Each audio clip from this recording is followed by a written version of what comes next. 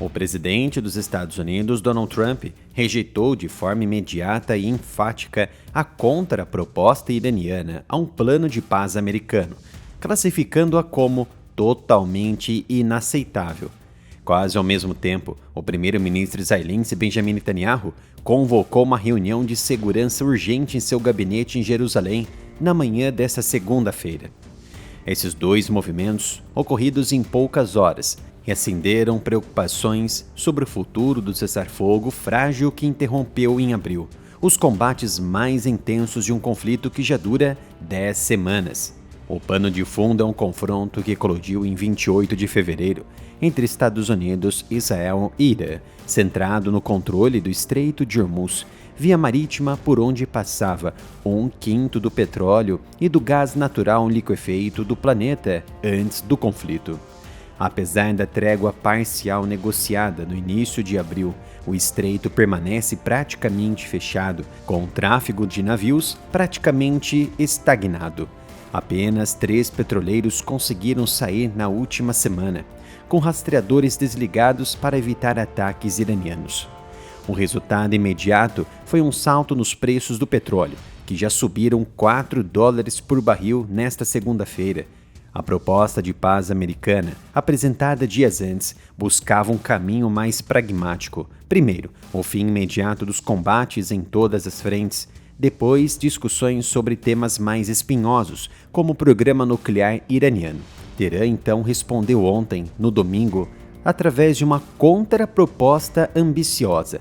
Entre as exigências estavam o encerramento total da guerra, inclusive dos confrontos no sul do Líbano entre Israel e o Hezbollah, aliado próximo do Irã, compensações por danos de guerra, reconhecimento da soberania iraniana sobre o Estreito de Hormuz, fim do bloqueio naval americano, garantias que não haverá novos ataques e suspensão das sanções e liberação da venda de petróleo iraniano. Trump não demorou nem horas para reagir. Em postagem em sua rede social, o presidente americano foi direto ao assunto. Acabei de ler a resposta dos chamados representantes do Irã. Eu não gostei. Totalmente inaceitável. A declaração foi curta, grossa e sem detalhes, mas suficiente para fazer os mercados reagirem e para acender o alerta em várias capitais. O porta-voz do Ministério das Relações Exteriores do Irã, Ismail Baqi, defendeu essa contraproposta como legítima e generosa. Ele listou as demandas como necessárias para acabar com o que chamou de bloqueio e pirataria americana, liberar ativos iranianos congelados e garantir segurança na região, inclusive no Líbano. Enquanto o Irã insiste que nunca se curvará ao inimigo, como afirmou o presidente Massoud Pezeshkian em sua rede social, o primeiro-ministro israelense Netanyahu reforça que a guerra ainda não acabou. Durante a sua recente entrevista à CBS News americana, ele afirmou que ainda há trabalho a ser feito para retirar o urânio enriquecido do Irã, desmantelar instalações de enriquecimento e neutralizar as capacidades de mísseis balísticos e forças de procuração do país. Netanyahu deixou claro que prefere a via diplomática, mas não descartou o uso da força. Porém, diante dessas exigências, só fica uma coisa clara: a guerra nunca terminará. Foi exatamente nesse contexto que, nesta manhã de segunda-feira, Netanyahu reuniu seus principais assessores de segurança em seu gabinete em Jerusalém. A reunião ocorre poucas horas após a rejeição de Donald Trump e às vésperas de conversas diretas entre Israel e Líbano que acontecerão em Washington ainda nesta semana.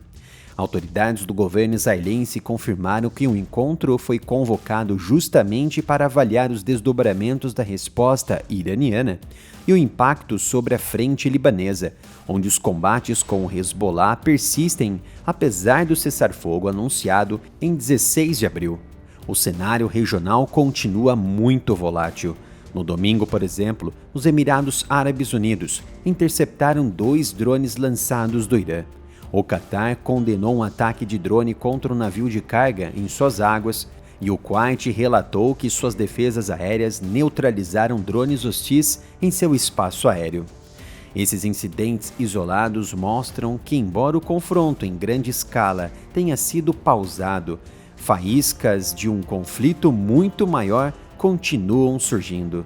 O bloqueio naval americano e a presença de mais de uma dúzia de navios de guerra dos Estados Unidos nas águas ao redor do estreito mantém a pressão sobre Teherã, mas também geram desconforto entre aliados da OTAN, que se recusam a enviar embarcações sem um acordo de paz completo e uma missão internacional formal, mesmo com a chegada do porta-aviões francês Charles de Gaulle.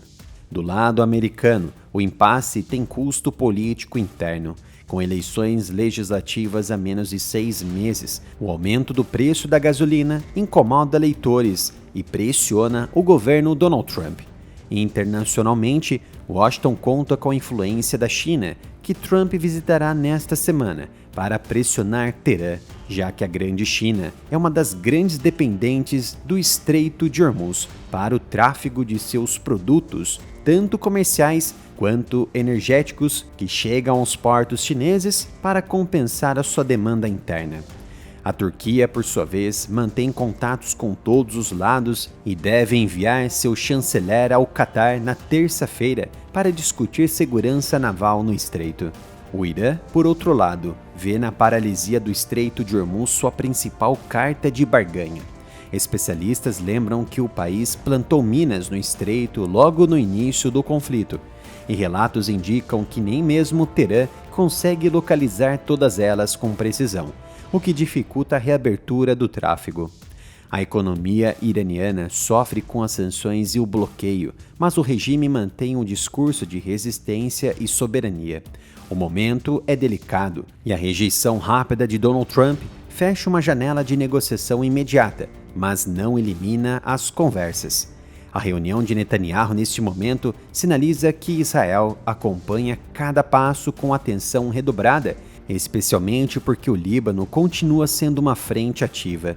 Qualquer escalada no sul libanês ou novo incidente no Golfo Pérsico pode reacender o conflito em escala maior. Por enquanto, o mundo assiste ao impasse diplomático que mantém o Estreito de Hormuz como um barril de pólvora econômico.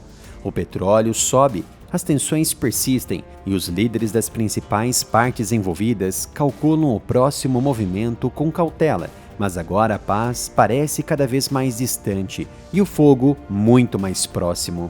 É sempre um privilégio em trazer informações exclusivas para vocês.